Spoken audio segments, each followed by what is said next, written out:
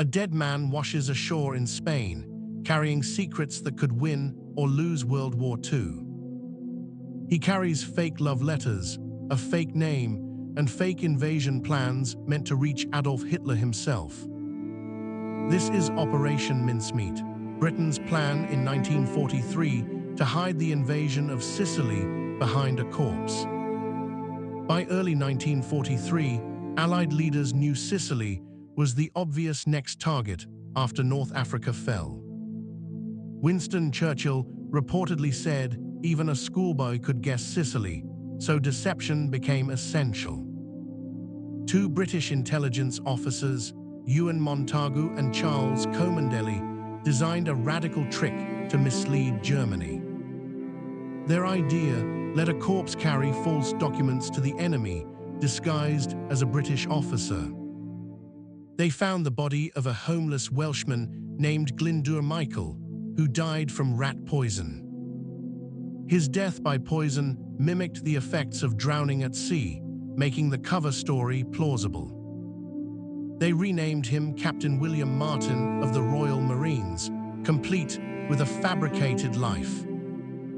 They built him a girlfriend, debts, love letters, even a photograph to make the identity real.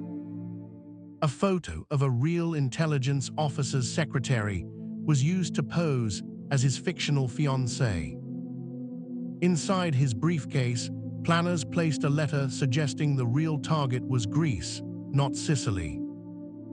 The letter was written as personal correspondence between two real British generals to seem accidental. In April 1943, a British submarine carried the body toward the coast of southern Spain.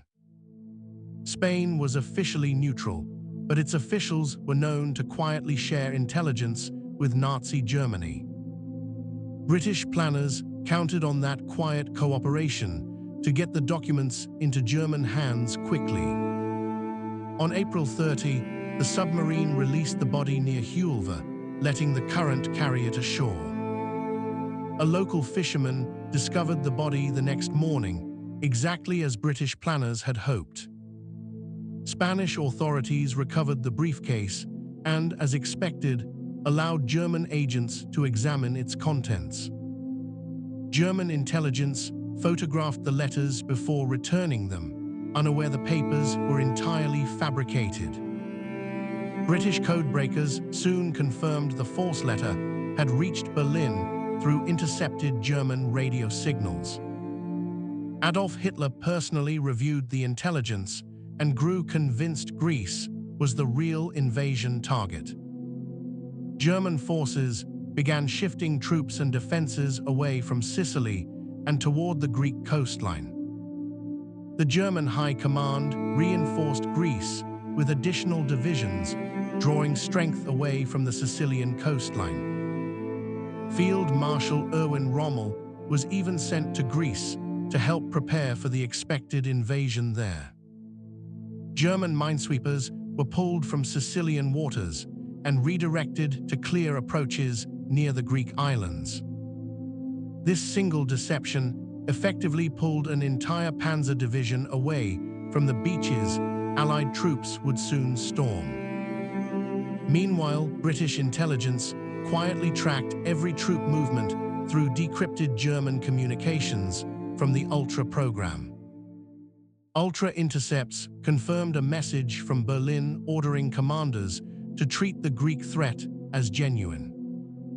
For Montagu and Cholmondeley, this single intercepted line proved their fabricated corpse had truly deceived Berlin. Their code phrase back to London simply was that mincemeat had been swallowed whole by the enemy. Winston Churchill himself received word of the deception's success while attending a conference in Washington. He reportedly cabled back simply that mincemeat had been swallowed rod, line, and sinker. With German attention fixed on Greece, Allied planners finalized the true invasion of Sicily in total secrecy. The operation, codenamed Husky, would involve over 150,000 Allied troops landing on a single coastline. It remains, even today, one of the largest amphibious invasions ever attempted in military history. On July 9, 1943, Allied forces finally launched the real assault on Sicily's southern shores. Resistance was far lighter than expected because so many German defenders had already been moved elsewhere. Historians estimate the deception saved thousands of Allied lives during those critical first days ashore. Within 38 days, the Allies controlled the entire island, opening a path toward mainland Italy. The fall of Sicily directly contributed to the collapse of Benito Mussolini's fascist government weeks later. Back in Britain, the true identity of Captain William Martin remained a closely guarded secret for decades. Ewen Montagu published a limited account in 1953, but many details stayed classified for years afterward. Glyndŵr Michael's real name was not officially added to his gravestone in Spain until 1997. His headstone now reads Glyndŵr Michael, who served as William Martin, Royal Marines, honoring both identities. A man with no family to claim him ultimately helped change the course of the Second World War. Operation Mincemeat is now studied worldwide as one of history's most successful wartime deceptions. But Sicily's success raises a deeper question about how deception itself became a weapon of war. Operation Mincemeat was not an isolated trick, but part of a much larger British deception program. That program was called the London Controlling Section, coordinating every deception effort across the entire war.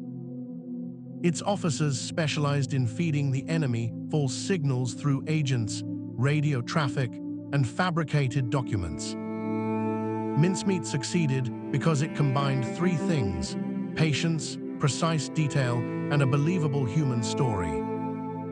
Every item in Captain Martin's pockets was chosen to survive water damage, yet still tell a story. Ticket stubs, a bill from a London club, even a photo of Big Ben added ordinary human texture. Planners even added a slightly overdrawn bank statement, since real officers often struggled with money too. This obsessive realism convinced Spanish and German officials the documents were genuine private correspondence, not planted evidence. German intelligence in Spain, known as the WWII, forwarded the documents straight up their chain of command. Hitler's own intelligence chiefs debated the documents, but ultimately judged them authentic beyond reasonable doubt. That confidence became the deception's greatest strength, since doubt from Berlin could have unraveled the entire plan. Meanwhile, the real invasion force for Sicily was assembling quietly across North African ports and airfields. American, British, and Canadian troops trained for weeks, unaware most Germans expected them somewhere else entirely. Naval convoys carried tanks, artillery, and thousands of vehicles, moving under strict radio silence at night. Even Allied commanders on the ground had only partial knowledge of how deep the deception truly ran. Secrecy at this level was standard practice, since fewer people who knew meant fewer chances of leaks. On the night before landings, minesweepers cleared paths through waters the Germans believed were already secure. Airborne troops also dropped ahead of the landings, seizing bridges and roads before dawn on July 9th. High winds scattered many paratroopers off course, yet the confusion actually helped mask the invasion's true scale. By sunrise, thousands of Allied troops were already wading ashore along Sicily's southern beaches under limited resistance.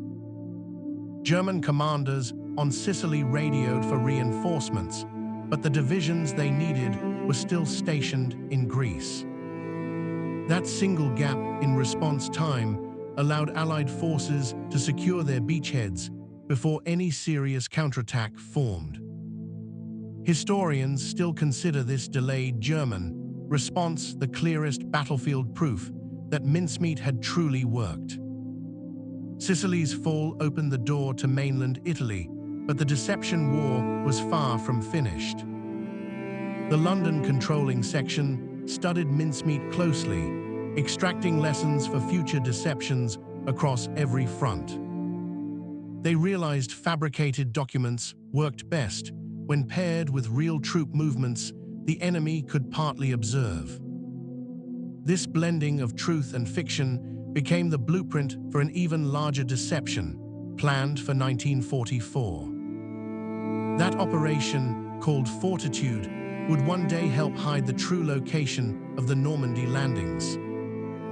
Fortitude used an entire phantom army, complete with fake radio traffic, to convince Germany of a different invasion site. Many of the same officers who built Captain Martin's fictional life helped design that even larger illusion. But before Fortitude, mincemeat's success reshaped how Britain viewed the entire value of strategic deception. Deception was no longer treated as a side trick, but as a core weapon of modern warfare. Churchill reportedly said in wartime that truth is so precious it must be protected by a bodyguard of lies. Mincemeat proved that a single well-placed lie could outmaneuver entire armies without firing a single shot. Yet behind the operation's brilliance was a deeply human cost, easy to overlook amid the tactical success. Glyndŵr Michael had no family to mourn him, no war record, no medals earned in battle.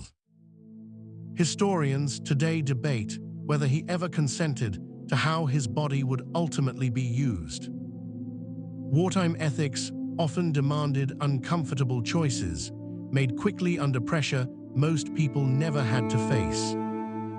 Montagu himself later admitted the operation troubled him personally, even decades after the war ended.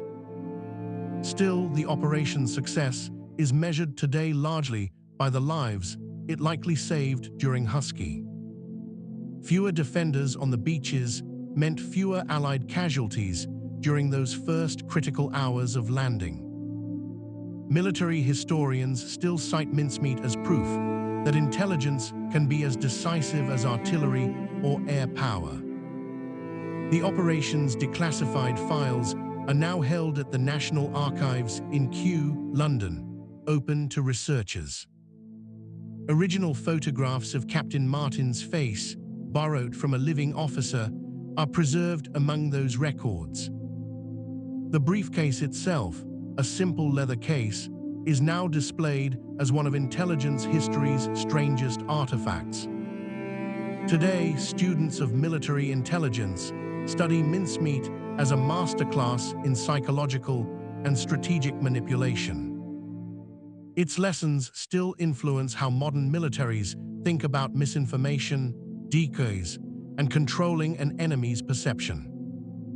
Operation Mincemeat endures because it proves imagination can be as powerful as any weapon in war. A forgotten man's body helped save thousands of lives and reshaped how nations fight wars of deception. If this story of hidden strategy surprised you, Colonel Mittens has many more forgotten battles worth uncovering. Subscribe to Colonel Mittens and discover how history's quietest secrets often decided its loudest wars.